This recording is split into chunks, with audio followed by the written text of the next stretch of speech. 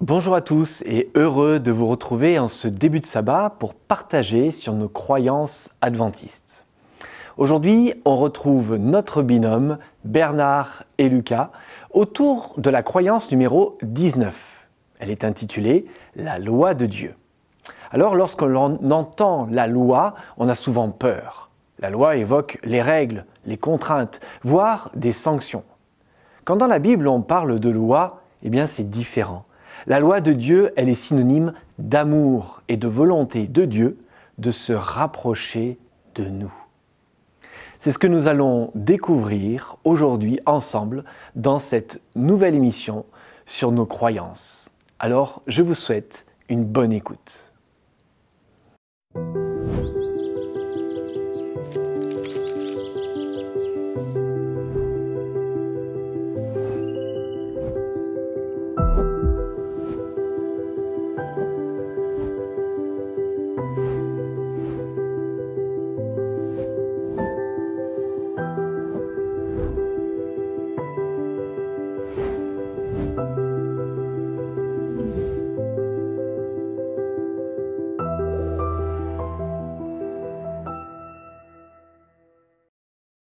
Salut Lucas. Ça va? Ouais. Eh ben, je suis content de te retrouver. Moi aussi. Eh bien, on va continuer notre petit tour des croyances adventistes. Et cette fois-ci, nous allons parler de la loi de Dieu. Alors, on va écouter le texte pour bien nous familiariser avec la façon dont il est rédigé, pour bien comprendre de quoi il s'agit. Allez. Les grands principes de la loi de Dieu sont contenus dans les 10 commandements et manifestés dans la vie du Christ. Ils expriment l'amour, la volonté et les desseins de Dieu concernant la conduite et les relations humaines et sont impératifs pour tous les êtres humains de tous les temps. Ces préceptes constituent le fondement de l'alliance conclue par Dieu avec son peuple et la norme de son jugement. Agissant par le Saint-Esprit, la loi démasque le péché et fait éprouver le besoin d'un sauveur. Le salut procède entièrement de la grâce et non des œuvres, mais ses fruits se traduisent par l'obéissance aux commandements de Dieu. Celle-ci favorise le développement du caractère chrétien et produit un sentiment de bien-être. C'est une manifestation de notre amour pour le Seigneur et de notre intérêt pour nos semblables. L'obéissance qui vient de la foi révèle la puissance du Christ qui transforme les vies et renforce ainsi le témoignage du chrétien. Ok, eh ben, qu'est-ce que tu penses de ce texte-là? Est-ce que ça te plaît, ça te déplaît? Comment tu réagis? C'est la loi de Dieu, c'est les 10 commandements. Alors, c'est entre autres les 10 commandements. Hein, si tu veux, quand on résume le plus possible la volonté de Dieu, on arrive aux 2 grands commandements. Tu te souviens qu'un jour, un homme est venu voir Jésus et lui dit « Quels sont les 2 plus grands commandements ?» Et Jésus a dit « Tu aimeras le Seigneur ton Dieu et tu aimeras ton prochain comme toi-même. » Il a dit ça, c'est la loi en résumé dans la plus petite formulation. Mais c'est essentiel. Les 10 commandements, on pourrait dire, c'est un développement un peu plus détaillé de ces 2 grands commandements qui nous expliquent comment on aime Dieu et comment on fait au minimum pour ne pas faire de mal aux êtres humains. Hein. Mais il est évident que l'amour, c'est le principe de base, c'est même le caractère de Dieu lui-même, ce que nous avions dit lorsqu'on a parlé de Dieu. Et maintenant, c'est le principe qui est censé guider notre façon de vivre. À la maison, est-ce qu'il y a des règles à suivre? Certaines, mais c'est surtout des règles de bon sens. Des règles de bon sens, oui, mais là aussi, ce sont des règles de bon sens. Mais si tu veux, si quelqu'un vient chez toi, il va aussi suivre les règles de la maison quand il est chez toi. Quand tu reçois un copain, il ne va pas monter sur la table, il ne va pas commencer je ne sais pas moi, à démolir certains trucs, à prendre certains objets puis les emporter chez lui. Pourquoi? Parce qu'à l'intérieur d'une maison, on se donne des consignes pour faire que la vie y soit agréable pour tous. Hein. Et donc, c'est un petit peu ça, si tu veux, avec Dieu. Dieu, quand il nous appelle, qu'on est baptisé, qu'on entre dans sa famille, on entre dans une maison où il y a des règles et où chacun va se dire « je vais respecter ces règles parce que je suis content d'être dans cette maison, parce que je suis d'accord avec ce qu'on cherche à faire dans cette maison, et donc je vais me plier avec plaisir aux règles de cette maison, de façon à y être heureux et à faire que tous les autres y soient heureux aussi. » Donc c'est assez simple hein, comme principe de fonctionnement, et il est évident que ce que Dieu attend de nous, c'est un respect de ces règles, une fidélité à ces règles, pour que nous y soyons heureux et que les autres le soient aussi.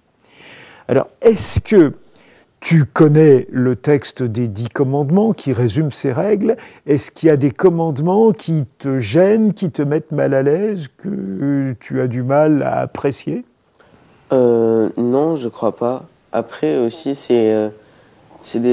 les commandements, ils ont été écrits dans une période qui est pas la nôtre. Ça va toujours pour maintenant, mais c'est peut-être pas les mêmes circonstances. Voilà, alors c'est sûr que on a toujours un défi qui consiste à appliquer les principes de ce décalogue dans notre situation. Il faut les appliquer intelligemment, en les comprenant et en réfléchissant à comment on peut les mettre en pratique dans une situation qui est la nôtre et qui peut être tous les jours différente. Hein. Et donc c'est vrai que ça, c'est un des défis, mais c'est un beau défi. Et la motivation qui va nous permettre d'avancer dans ce défi, c'est justement de se dire qu'on aime Dieu et on aime les autres, on aime les êtres humains qui sont ses enfants. Si quelqu'un vient chez toi et commence à dire à ton père je vous aime, hein, je vous aime bien, vous êtes gentil, je vous apprécie, dit la même chose à ta mère, et puis quand tes parents sont pas là, il commence à te frapper, à te battre, comment ton père va considérer cette personne? Comme quelqu'un qui n'est pas le bienvenu chez moi. Eh ben non. Et tu peux pas dire à quelqu'un « je vous aime, mais j'aime pas vos enfants ». Il y a quelque chose qui marche pas là-dedans. Hein. Et si tu veux, les êtres humains sont dans cette situation. Tu peux pas dire « j'aime Dieu », dire « je suis croyant, j'adhère à la foi en Dieu », et en même temps ne pas aimer les êtres humains. Ça, c'est pas cohérent. C'est pas comme ça que ça peut se passer. Les êtres humains ont tous été créés par Dieu, Dieu les aime, et si toi tu aimes Dieu, il n'y a rien à faire, il faut se mettre dans l'idée que notre objectif, c'est d'aimer les autres êtres humains. Alors c'est vrai, il y a des gens aimables avec lesquels on trouve que c'est facile, hein.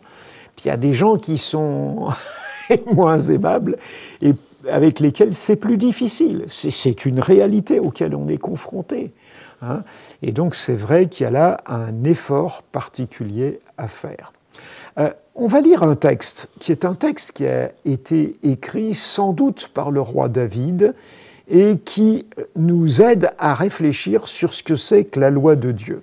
C'est un texte tiré d'un psaume et c'est un texte, si tu veux, qui a des paragraphes autant qu'il y a de lettres dans l'alphabet, et qu'on faisait apprendre aux enfants pour qu'ils apprennent l'alphabet. Et donc, on va lire le paragraphe où toutes les lignes commencent par la lettre B, comme Bernard. Hein. Comme ça, tu comprendras pourquoi j'aime ce texte. Alors, on va écouter cette lecture. Donc, psaume 119, les versets 9 à 16. Quand on est jeune, comment garder une conduite pure? En observant ce que tu as dit, Seigneur, de tout mon cœur, je te cherche. Ne me laisse pas dévier de ce que tu as commandé. Dans mon cœur, je conserve ce que tu as dit pour ne pas pécher contre toi. Béni sois-tu, Seigneur. Enseigne-moi ta volonté. Mes lèvres énumèrent toutes les décisions que tu as prononcées. Suivre tes ordres me réjouit, comme si j'avais une immense richesse. Je veux réfléchir à ce que tu exiges et bien regarder le chemin que tu me traces. Je me délecte de suivre tes directives, je n'oublie pas ta parole. Voilà, alors je ne sais pas ce qui te frappe toi dans ce texte, hein, mais moi ce qui m'impressionne, c'est qu'on parle souvent d'être heureux et d'avoir de la joie. Oui, je trouve aussi. Ouais. David, quand il a écrit ce texte, il devait être heureux Ouais. et vouloir le montrer à tout le monde. Tout à fait. Alors, tu sais que dans ta maison, maintenant, il y a quelques règles. Tu m'as dit tout à l'heure que c'était des règles de bon sens. Est-ce que tu es heureux dans cette maison avec ces règles? Oui. Ah oui.